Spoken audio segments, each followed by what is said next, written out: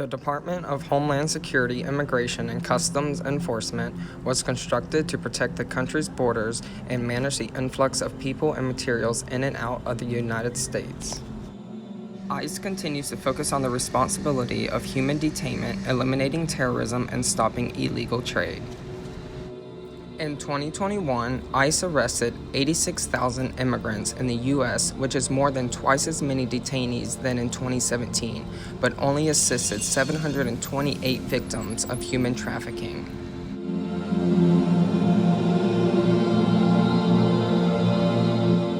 Department of Health and Human Services estimated the number between 240,000 and 325,000 women and children are forced into sexual slavery in the United States every year. It seems as though the organization focuses on the acts for an easier income as ICE spends billions of dollars executing their justification for detainment and deportation. The more they raise their statistics, the more they are funded, and chasing down 10-year-old misdemeanors are a top priority than increasing their aid towards sexually trafficked individuals. A system with any intention, such as ICE's, is ultimately disruptive to the community and continues to benefit from the removal of immigrants.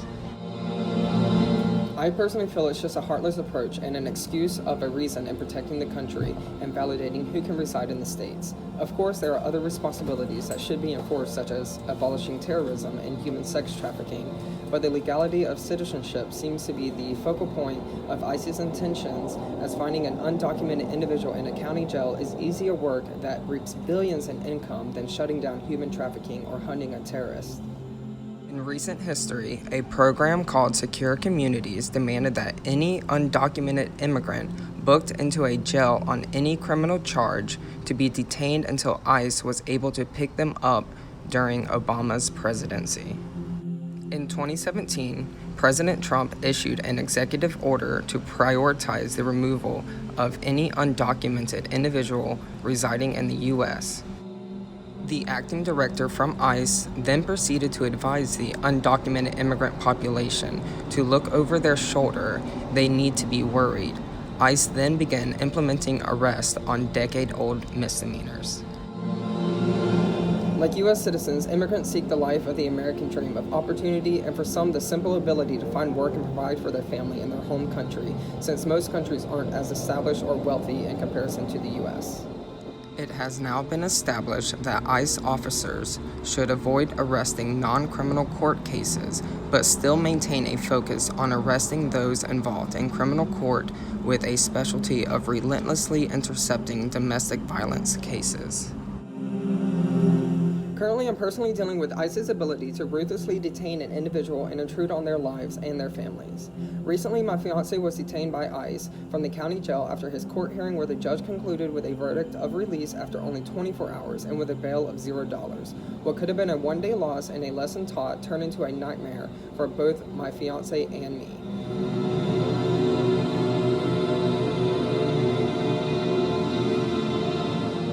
During his transition from county to federal detainment, within one day, they transferred him from 3 different facilities, chaining him from his neck to his feet on every trip.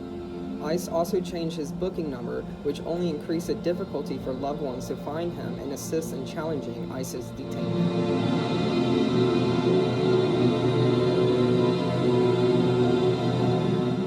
I can only imagine this must be how kidnapping victims and their loved ones feel, with the only difference being a governed system for legal adult trafficking, with its ultimate motivation being its underlying racial intentions, primarily on Latinos and Muslims.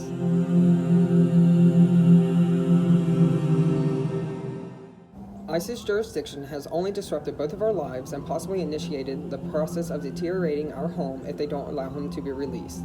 ICE don't consider how much their actions and justification can damage the lives and homes of many in the process. In this particular case, my fiancé has no criminal history, pays his taxes, withholds a committed relationship for close to 2 years with active appointments for a marriage license, runs a business, and a home with dogs, and all the things he has worked hard to attain for the past 10 years while living in the States. The only thing wrong is his documentation expired and he never sought to renew it, but even still, he entered legally.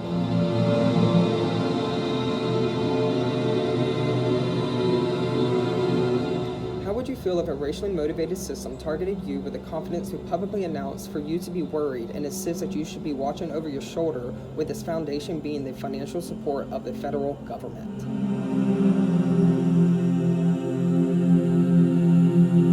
How would you feel losing a family member over an expiration date on an ID?